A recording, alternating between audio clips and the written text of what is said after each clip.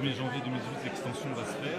Oui. Qu'est-ce que vous préconisez? Là, je suis en train de monter un listing d'examens pré-vaccinaux à faire, de façon à minimiser les risques, mais surtout, je fais comme l'ancien président de la Cour de cassation italienne, moi je préconise la désobéissance civique, tant qu'on n'a pas la réponse à nos questions. Je viens de sortir un livre où on montre que tous les vaccins humains sont bourrés de nanoparticules toxiques. Elles sont tellement toxiques qu'il y a 48 000 morts annuelles en France de la pollution atmosphérique due aux nanoparticules de diesel, d'essence, etc. Et là, il y en a plein dans les vaccins et les autorités ne bougent pas. C'est hallucinant. Hein. En plus de l'aluminium, en plus du mercure, qui est nécessaire. Les dérivés mercuriels sont nécessaires pour la conservation du vaccin dans le temps. Mais ils ne sont pas dans les ingrédients. On m'a transmis une analyse de 16 vaccins courants venant d'Allemagne. Ils ont entre 5 et 12 microgrammes par litre de mercure, quand la normale, le seuil limite pour l'eau du robinet est de 2 parties par milliard par litre d'eau du robinet. Vous voyez, on est dans des doses à 5000 fois plus élevées dans les vaccins. C'est hallucinant. Et on ne fait rien. Taisez-vous, le business doit se faire. Le chiffre d'affaires, 42 milliards cette année, voilà, on ne doit pas toucher au lobby. Il s'agit de la santé des enfants. On ne peut pas fermer les yeux sur 8000 nouveaux cas d'autisme par an qui sont détectés à 2 ans, diagnostiqués à 2 ans et demi, 1500 maladies de vie barrées, des diabètes insulinodépendants chez des nourrissons qu'on n'a jamais vus. Je rappelle que pour l'autisme, on était à 1 cas sur 10 000 il y a une trentaine d'années, on est à 1 cas sur 100 actuellement. Et personne ne se pose la question. Or, un bébé à 2 ans diagnostiqué autiste, à part boire du lait et prendre des rafales de vaccins, voilà. Donc je soulève sinon on est dans l'obscurantisme que le lobby veut nous accuser, alors que l'obscurantisme il est de l'autre côté. Il y a un protocole. Aujourd'hui, il y a des vaccins qui sont totalement inutiles. Hein. Vacciner l'hépatite B à un nourrisson de 2 mois, c'est hallucinant. Alors qu'on me dise, en Suisse, par exemple, on vaccine à l'adolescence. L'obligation vaccinale qui a été causée par le lobbying en Italie, il n'y a pas les vaccins de la méningite dedans. Pourquoi nous, on a le Prevnar? Alors que le Prevnar, il a été conçu aux États-Unis en plus. Hein, avec des bactéries qui s'adaptent. Il y a une centaine de pneumocoques. Et dans le vaccin, on est passé de 7 à 13. Hein. Et puis, vous verrez, dans 2 ans, il y en aura 20, etc. Bon. Et même chose pour la méningite. Tout ça, pourquoi? Pour quelques malheureux cas de méningite qu'il faut constater. Mais il n'y a jamais eu d'épidémie. Sur des cas sporadiques. Encore les 3-4 Dijon, sur des cas sporadiques. Donc le sujet doit être posé sur la table, discuté calmement, même si j'y mets un peu de passion dedans. Mais j'en ai assez de ne pas avoir la parole et d'apporter la contradiction. Et ça, aussi bien en médias dont la direction donne des directives pour ne pas évoquer le problème, c'est quand même pas normal. J'ai écrit un bouquin, Nom d'un chien, toutes les rédactions des médias l'ont. Alors on va inviter un rédacteur sur le livre Les vaccins pour les nuls qui dit mais vraiment des mensonges, des hérésies pas possibles, comme les vaccins sont des produits naturels ou l'aluminium est un produit naturel. Et moi qui lève des questions, qui demande seulement qu'on réponde à mes questions, je ne suis pas invité. Dans quelle démocratie on vit? La commission s'est réunie, je crois que c'était le 28. Ouais.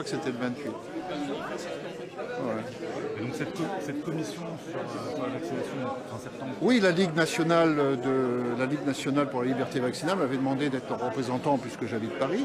Et donc j'étais leur représentant avec le docteur en retraite maintenant, médecin oncologue chirurgien, le docteur Gérard Delépine. Et nous avons eu droit, lui peut-être 2 minutes et puis moi 1 minute 15. Alors que le lobby vaccinal, représenté en gros par 8 professeurs, a monopolisé la parole pendant 2 heures. 2 heures contre quelques minutes. 2 heures contre à tous les 2, 3 minutes. Voilà. Donc c'est tout à fait scandaleux, ça n'a pas été enregistré bien sûr, pas de traces, etc. Et pire, puisque nous avons déposé une plainte au Conseil de l'ordre la semaine dernière, un des professeurs a dit qu'il n'avait aucun lien d'intérêt, et pour ne pas le nommer, c'est le professeur Lelièvre, professeur du service immunologie d'Henri Modor, de l'hôpital, qui a remplacé l'époux de Madame Buzyn, le professeur Yves Lévy, qui est l'actuel PDG de l'INSERM, donc qui s'occupe des programmes de recherche vaccinale et qui a dit que j'ai pas de conflit d'intérêt. Alors qu'il a des conflits d'intérêt et il est en lien d'intérêt avec Gilead, avec Glaxo, avec Pfizer, avec BMS, etc.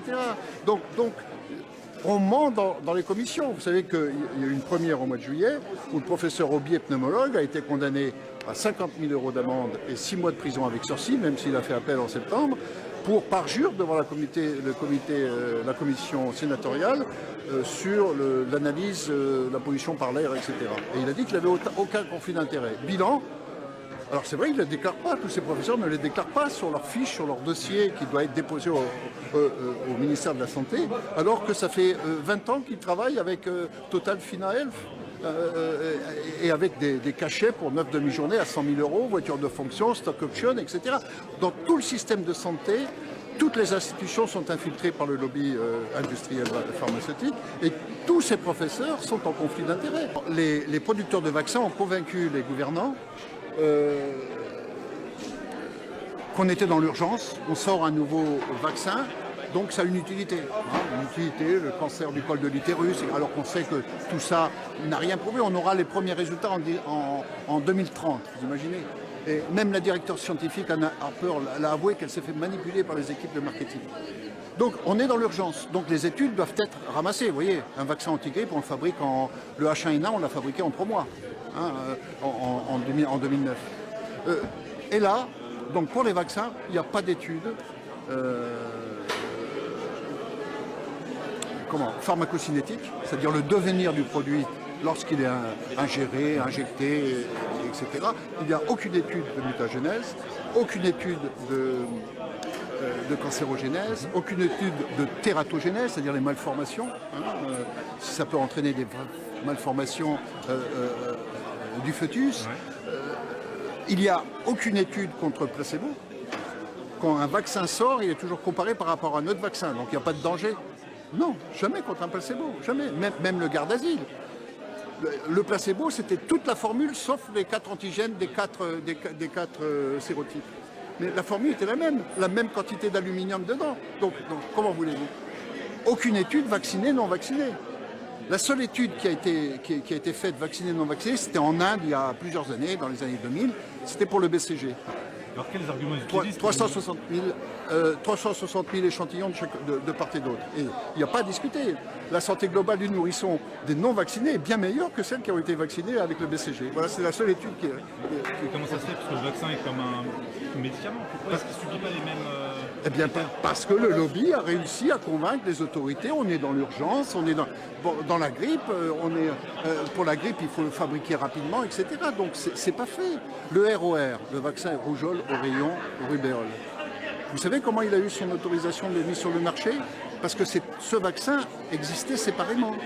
C'est-à-dire qu'une maman qui n'était pas vaccinée qui était séronégative à la rubéole, on pouvait lui faire le Rudivax pour la rubéole avant qu'elle soit enceinte. Aujourd'hui, il n'y a pas le choix, il faut qu'elle fasse les 3. D'accord? Même à la limite, si elle a fait une rougeole. Donc elle n'a pas besoin d'être vaccinée avec la rougeole. Ou même les oreillons. Avec un vaccin qui ne marche pas en plus pour les oreillons. Combien de cas d'oreillons? Tous vaccinés des oreillons, ça ne marche pas. Eh bien, ce vaccin ROR, eh bien, on a assemblé les AMM de chaque vaccin monovalent. On a regroupé tout ça.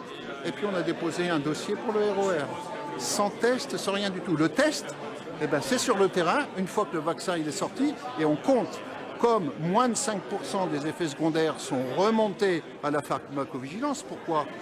Parce que déjà, c'est compliqué pour le médecin, il n'a pas le temps, et puis sa responsabilité peut être mise en jeu. S'il n'a pas fait tel ou tel contrôle, par exemple, s'il savait que ça entraînait un diabète insulinodépendant chez le nourrisson, par exemple, et qu'un des parents était diabétique, il n'a pas fait son boulot, il peut être attaqué. Donc vous voyez, on est un système qui n'est pas efficace au niveau des remontées d'effets secondaires.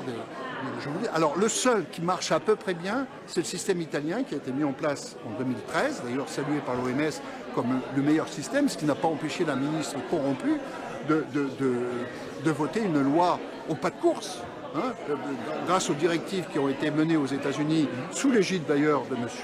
Obama, en février 2014, de vacciner la terre entière. Parce que la seule innovation de l'industrie pharmaceutique aujourd'hui, mis à part le scandale des prix des médicaments anticancéreux, c'est la vaccination. On va vous faire des vaccins pour n'importe quoi, pour la carie dentaire, pour le cholestérol, pour la dépression, pour tout et n'importe quoi. C'est un secteur de développement économique et donc on ne doit pas toucher à la vaccination. Voilà, voilà la seule raison, le pognon. Le pognon, on vit une société du roi pognon, la santé des gens, on s'en fout. L'industrie pharmaceutique, ils tournent à peu près à 65% de marge brute et de bénéfice net 35%. Donc sur 42 milliards, vous voyez, en gros, 4 intervenants se partagent 80% du marché mondial.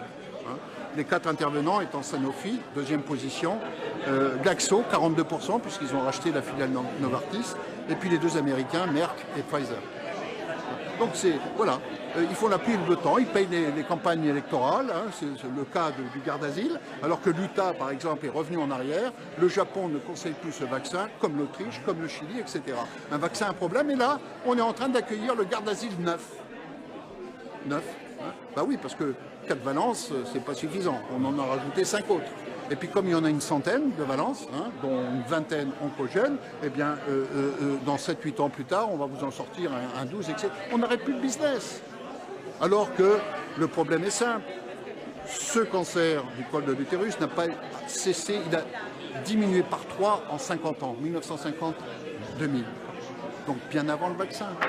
Et puis, dès qu'on décèle par frottis une petite cellule qui pose problème, on intervient, ça ne pose pas de problème. D'ailleurs, ce vaccin ne protège pas du frottis vaginal.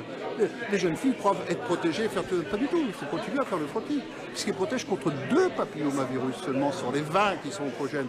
Et vous savez que dès que 2 virus sont attaqués, eh bien, la virulence se reporte sur les autres. Et c'est ainsi indéfini. C'est le cas pour les méningites, c'est le cas pour les pneumonies. Actuellement, il y a une recrudescence de pneumonie. Moi, je me demande d'où elle tombe. Ce ne serait pas par hasard un excès de vaccination? Je pose la question. Une question qui reste encore sans réponse. On fait peur aux gens. On meurt de la rougeole dans notre pays. Vous vous rendez compte, il y a 300 cas de rougeole. Par contre, on retire le vaccin de la tuberculose alors qu'il y a toujours 4500, 4600 cas de tuberculose parce que ce vaccin n'a jamais fonctionné, n'a jamais marché. On vous dit que le vaccin a éradiqué la variole, ce qui est entièrement faux, puisque la variole a été éradiquée par l'isolement des malades. Ça, c'est noir sur blanc dans les conclusions de l'OMS. Donc, je n'invente rien. Quand on dit qu'il faut vacciner les femmes enceintes, on voudrait vacciner les femmes enceintes contre la coqueluche, alors que ce vaccin est inefficace. On le sait, puisqu'il y a des cas de coqueluche aussi bien aux États-Unis qu'au Brésil, où on a vacciné les femmes enceintes. Et comme par hasard, en parallèle, on a une explosion des cas de microcéphalie, c'est-à-dire de naissance d'enfants sans cerveau. Donc on vous raconte du tout n'importe quoi, mais surtout il ne faut pas toucher au lobby. Il ne faut pas toucher, il ne faut pas prononcer le mot vaccin, alors que le protocole doit être entièrement revu. Il y a beaucoup trop de choses qui restent sans réponse au niveau de l'efficacité des vaccins, mais surtout au niveau de la sécurité. Et là, on ne peut pas polyvacciner, faire 10 injections dans la première année de vie, alors que dans les années 50, où traînaient quand même quelques maladies infectieuses, on commençait à vacciner à 18 mois. Donc, et oui, dans les années 50, on vaccinait à 18 mois de la variole, et ensuite à 30 mois contre la diphtérie et tétanos. Voilà, c'était des monovalents.